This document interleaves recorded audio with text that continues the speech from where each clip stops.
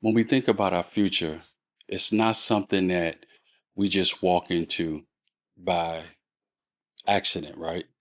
Our future is something that we're supposed to think about intentionally. It's something we're supposed to walk into. It's something that we're supposed to think about. It's a desire where we need to go. It's an internal desire, something that we feel within ourselves as artists. We have thoughts, we have dreams, we have ideas of where our future should be. But I'm coming to question this fact.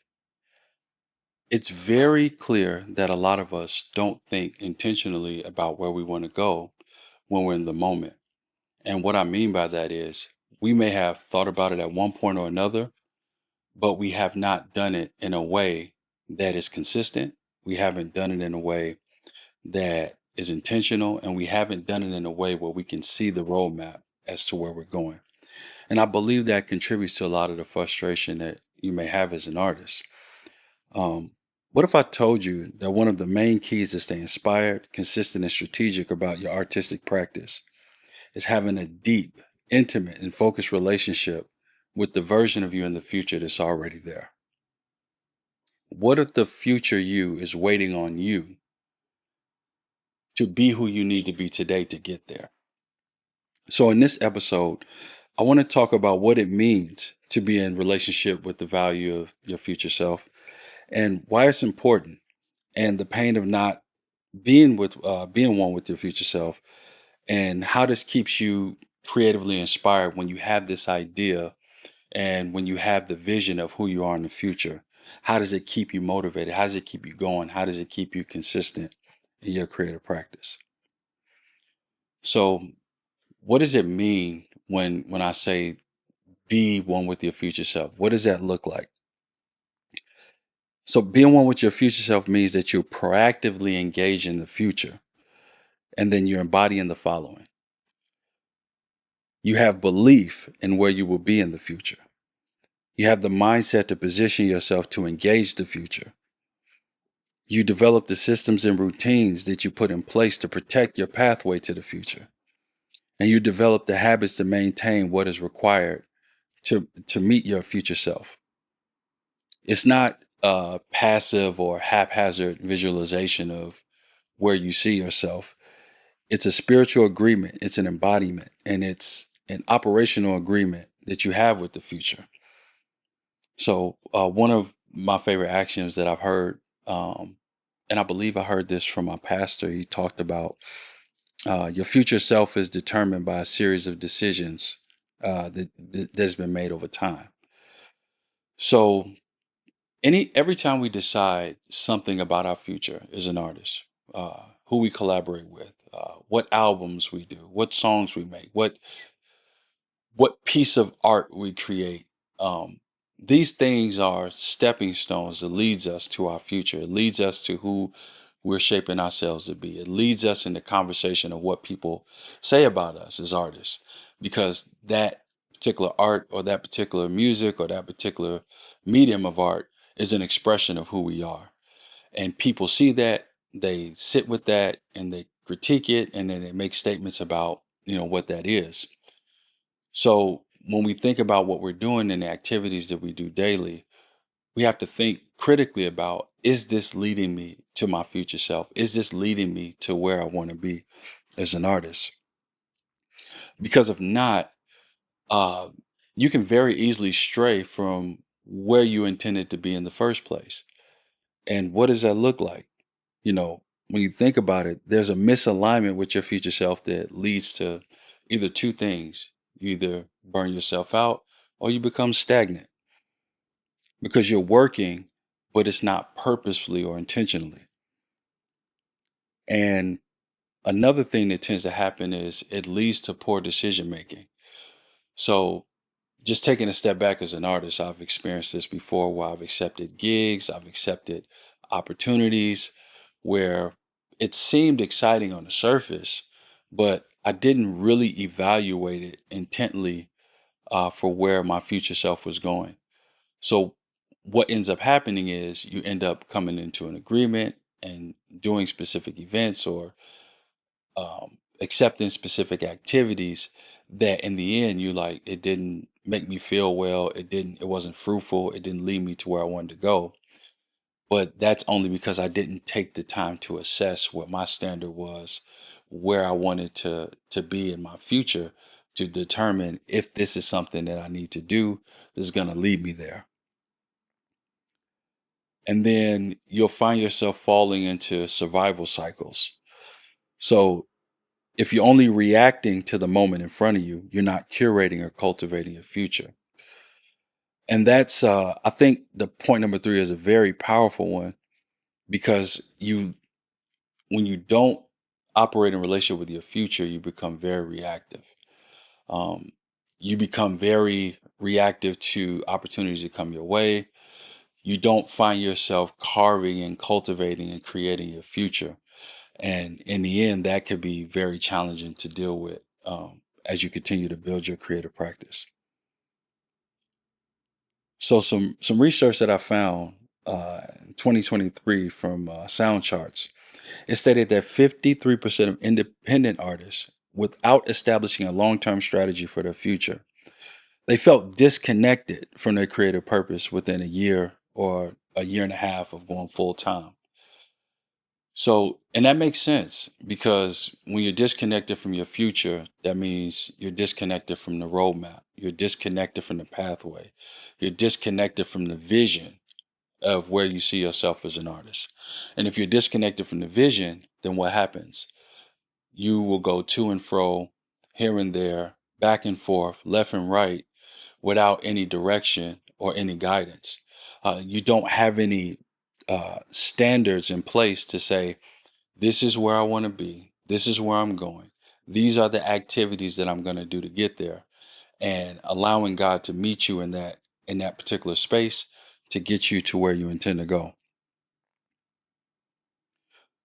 So, what are the benefits when we think about being one with your future self as an artist?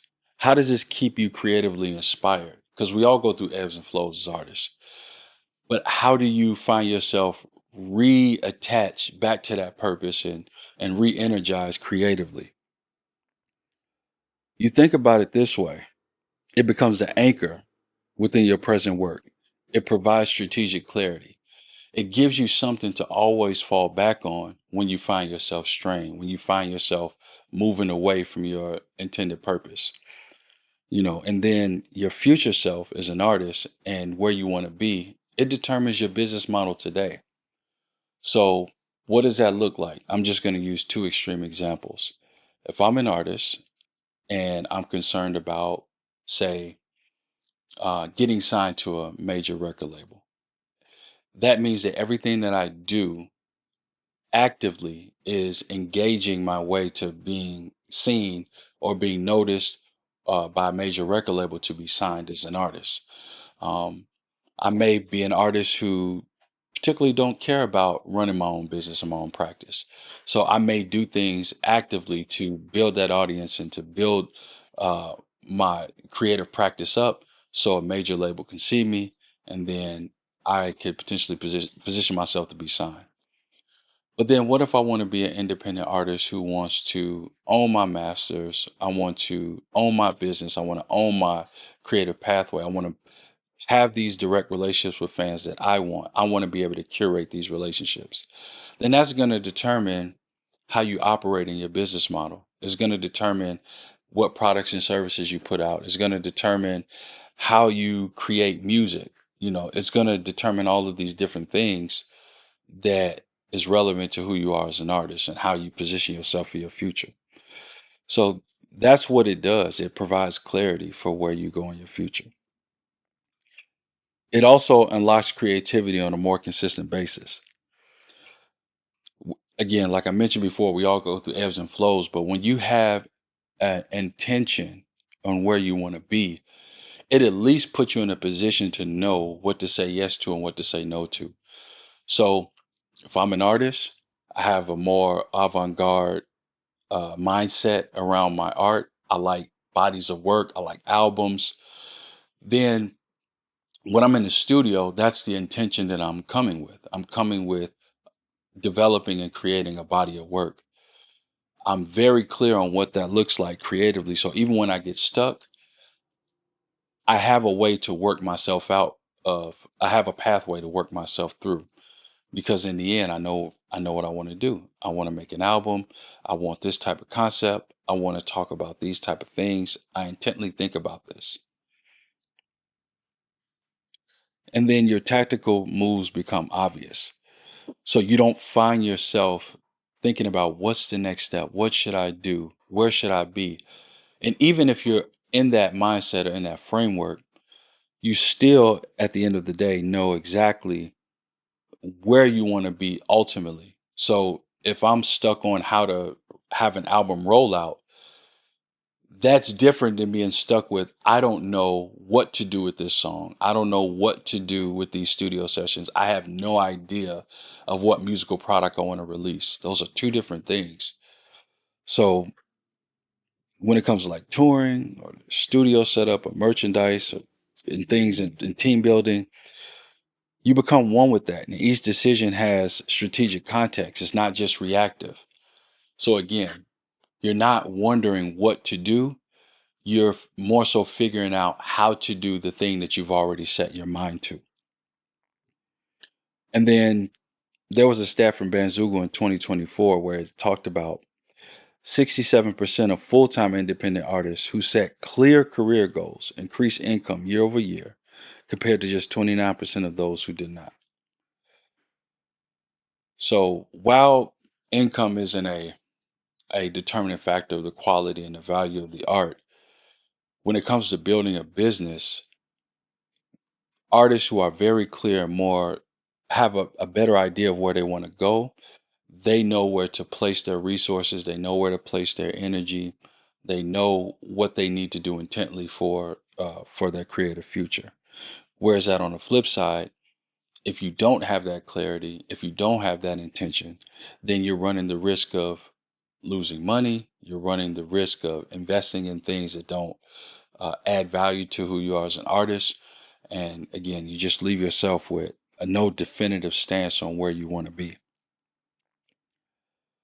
And then you also figure in this way, you have better time management. You become clear of your future identity, and it's easier to say no to distractions and easier to say yes to what's in alignment with your future. So there's also been more data that's found that artists who have a clear long-term vision were 28% more likely to report higher creative satisfaction and 35% less to indicate burnout. So that's also too what being in a relationship with your future self does, is that it gives you energy. It gives you something to be excited about. It gives you something to be one with. It gives you something that you look for in the future. You look forward to meeting yourself there. And again, that's going back to the conversation about a roadmap or a vision or a guide. It just gives you that energy and that motivation to keep going. Whereas that without it, you don't know where you're going, and you're likely to find yourself burned out. So what should artists do? What should we do to stay in relationship with the future? So one of the things that I mentioned before on previous episodes that I think that is still powerful is that we have to establish and we have to reverse engineer our vision. So we have to think about our vision in a few ways. I like to think of it in a sense of a 10-year, a 5-year, a 1 year, a 6 month, and a 3 month plan. So you go to the future and you ask yourself, who am I in 10 years? What does my life look like in 10 years as an artist? What am I doing as an artist? What does my business practice look like? What am I building? What have I built at that particular time in my life? And then you start to work your way back to the 5th year, to the 1st year, to the 6 months, and to the 3 months. And what does that do? That is your roadmap. That is your pathway. That is your vision to that future. So everything that you do, everything that you think about, everything that you strategically put in place, it follows that time frame. Now, here's the kicker. We don't know the future. We don't know what's going to happen. We have no control over it. We only have control over what we can do today, what we can do in the moment. So it doesn't mean that if I don't get to where I want to be exactly as I envisioned it in year 10, that I failed or that it didn't work out. But it's a North Star. It's a direction. It's a leading it's something that can lead me somewhere. And I think that that's the biggest principle that I want you to take away from it is that you're being intentionally led. Because without that, again, you can veer off, you can get off path, you can get off the path. You don't have any creative control on what you do daily that can get you to that intended outcome. So that's number one. You want to establish and reverse engineer your future, which is your vision. And then you want to invest in mindset development because trust me, you need to have the right mindset to be able to go into the future and reverse engineer it because you're going to have life challenges. You're going to have things that are not in your control that impact you. You're in community, other people's issues will impact you. You can't control the environment 100%. I would even go to say you can't control it at all because anything external from you, you have no control over. So you need to have the mindset to be able to approach this plan going into the future and being the type of person and developing into the type of person that can bring that future into the past. So what does that look like? You want to nurture your spiritual being and you want to treat your soul with care. That is very important. Um, I know as artists, we think about the creativity, we think about the art, we think about the practice of it. But if your soul is not in a good place, if your spiritual well being is not in a good place, if you don't have a purpose and a connection to something higher than you in your practice, it's going to impact you in a way where you won't find yourself being able to sustain or finding yourself being able to withstand the trials of life to get you to where you want to be. So you want to nurture your spiritual self. You want to be able to treat your soul with care. You want to be able to nurture oneself because that's going to be very important for where you're going. So there's been additional research again that entrepreneurs who regularly have a healthy recurring prayer life, meditate, visualize their future, and actively journal, just as an example of getting your thoughts out and getting your mind settled. They're 25% more likely to meet major milestones within their creative business. So this is soul work. This is relationship with God. This is you setting your intention and setting your energy in something that's higher than you, that's giving you the foundation and giving you the pull to keep going and to bring the future to pass. So one thing that I would say is that you need a vision pillar. And this is something that I thought about when you're developing and creating your vision. You need a guiding you need guiding pillars to determine what goes into my vision. When I think about my vision, when I think about my future, what should go in it? What should I be thinking about when I'm establishing that and thinking through that? I think the first thing is that you need a God established identity. Without God, without Him at the helm, without Him in the forefront, without Him leading you, um, anything that I think about or anything that I develop, I probably wouldn't trust because it's not built on solid ground. It's not built on a rock. And again, this is my faith. This is uh, I have a Christian faith. I believe that Jesus is the Lord and Savior of my life. But I think the principle is that you have to have something higher than you establish your identity. I'm not going to force that on anybody. I'm not going to say that that's what you need to do for yourself. But I will say for me and what keeps me motivated and what has kept me over over a decade, well over a decade, releasing albums, releasing successful projects. That is what's been at the helm and that's what's been leading me.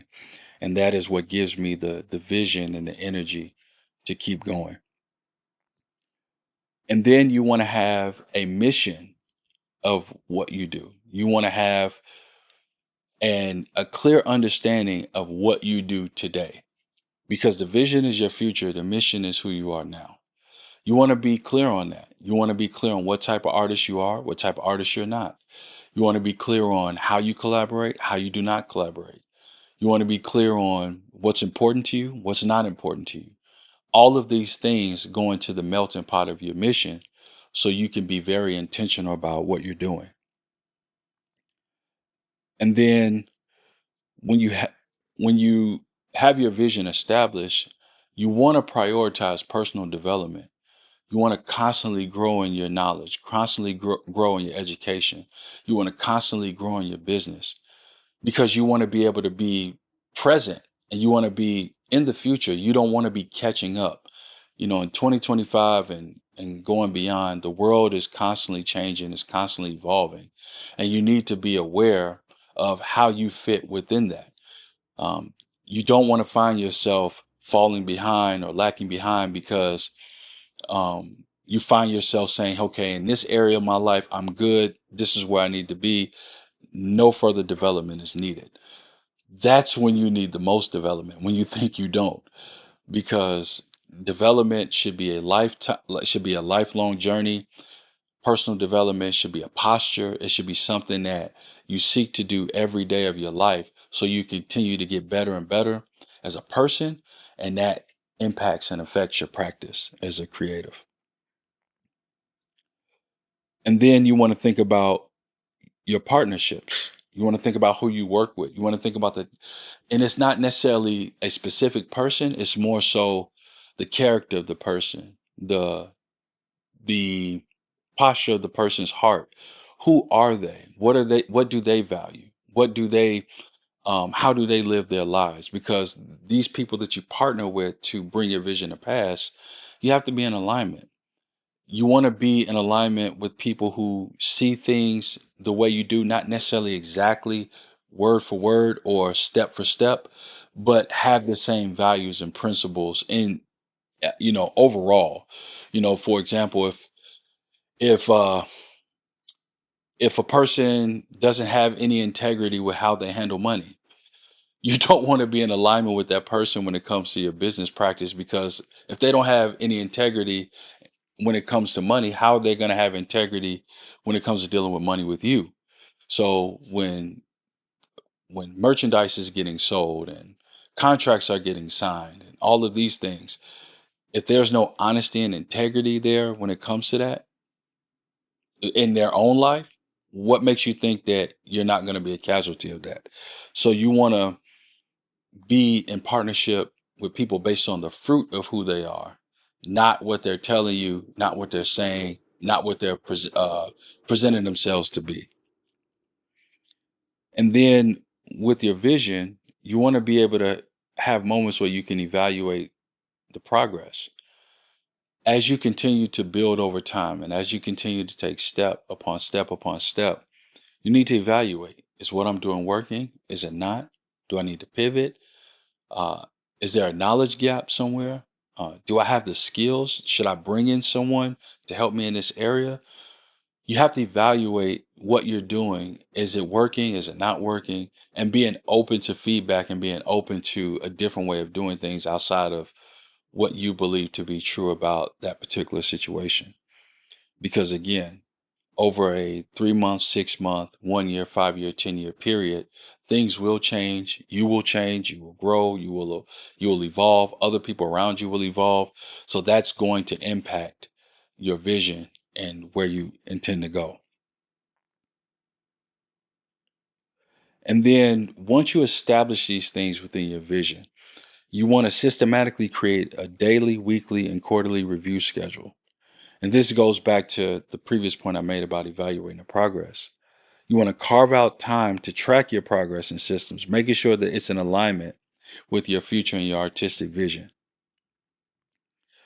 And then you want to continuously build strategic relationships that match your future desired outcomes. Be very intentional about meeting, networking, and collaborating with people who can help you meet your future outcomes and vice versa. It's not just what I can get out of the situation, it's also how can I help someone else. You want to be of service and assist those who align with where you want to go and where you want to be. Make that your responsibility. What type of people, what type of environments, what type of situations do you need to be in to meet these type of people, to be in alignment and be in relationships with these type of people? So you want to be very intentional about collaboration. You want to be genuine, you want to be honest, and you want to have a reciprocal relationship. So there's nothing wrong when you come across someone who fits the criteria of collaborating with you, that you specifically state and say in so many ways, I want to work with you. I want to build with you. I want to collaborate with you. And you have to allow for the relationship to continue to build over time. I can use one example in my own personal life. A great producer friend of mine who's more like a brother to me, his name is Rashid Hadi. I remember reaching out to him genuinely after I met him at a show at a release party that I did years back. And I told him very clearly, I'm a fan of your work. I love what you do. I want to work with you. I want to make records with you. I want to collaborate. I didn't sugarcoat it. I didn't bounce around the fact of what my intentions were. I just made it very clear. And I allowed him to choose whether or not if he wanted to work with me. And thankfully he did, because we've done some, in my opinion, we've done some really great work over the years that I'm very appreciative of as in hip hop. But I think that that's the posture that we need to have with people that we want to work with and we want to collaborate with, especially if you know that this is what you need for your future. If you need a producer, if you need someone in marketing, if you need someone in videography or photography for your practice, be very intentional and clear and honest and transparent about the type of relationship you desire to have with them and let them choose. But on the flip side, you don't want to rush into collaboration. Meaning, you want to get to know people. You want to watch the fruit of their works. So, what are the results of the byproducts of who they are and what they do? What type of feelings or promptings do you get when you're around them? How do you feel when you're in their presence? How do other people talk about them when they're not around? How do you feel when you operate and you see them in their working environment? What comes to mind? So you want to decide whether or not the collaboration takes you towards your desired future, or if this is something that can bring you back. And again, that doesn't necessarily have to be a direct personal one-on-one interaction when you're watching the fruit of their works. This is something you can pay attention to on the outside looking in. Again, what are other people saying? How do they operate? What is the word about them? It doesn't mean that everything is true. It just means that it should be taken into consideration, because collaboration is serious. It's seasonal.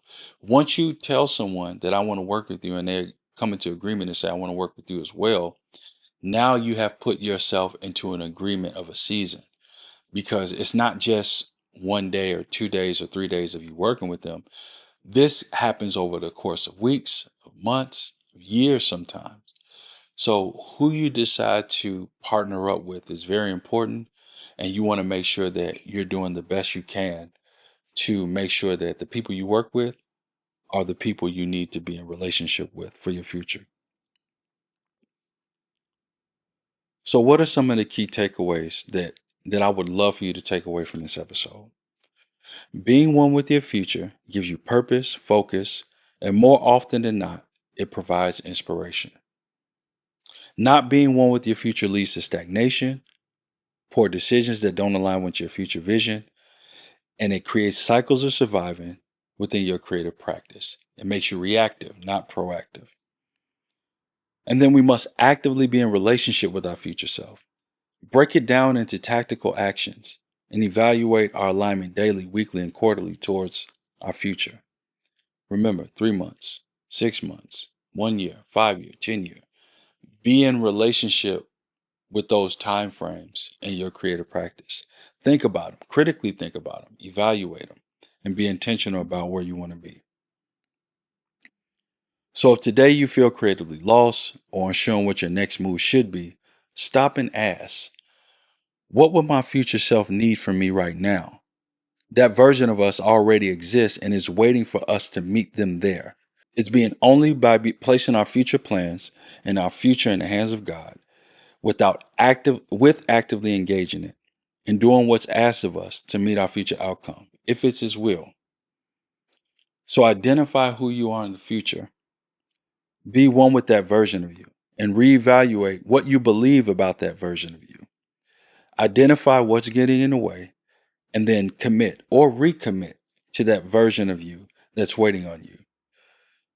He or she needs you to do what's required today to bring them to pass.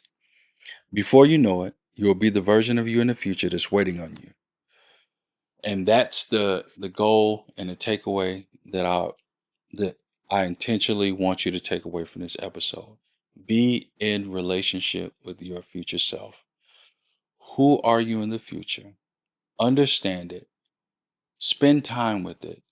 And then do the things today creatively, strategically, within your business practice, within your personal development, within your soul. Do everything you need to do to be in alignment with that future self. And the goal is intention. You want to operate and live and move and show up with intention. And that is the key. That is the pathway that can get you to your future self. I hope this episode has been helpful for you. I've been away for about a month. I'm glad to be back. I'm excited to bring you into the fold of what's to come in the future for Need Creative Consulting. We have a lot of great things coming up in terms of workshops that I'm going to be rolling out to help give different creative entrepreneurs the skills and the tools and the pathway to be able to reach and meet specific goals when it comes to project management and then when it comes to completing impactful projects. So be on the lookout for that. But until next time, thank you for watching. If you haven't, hit the subscribe button. Stay in tune. I'm Neek. Be blessed. See you soon.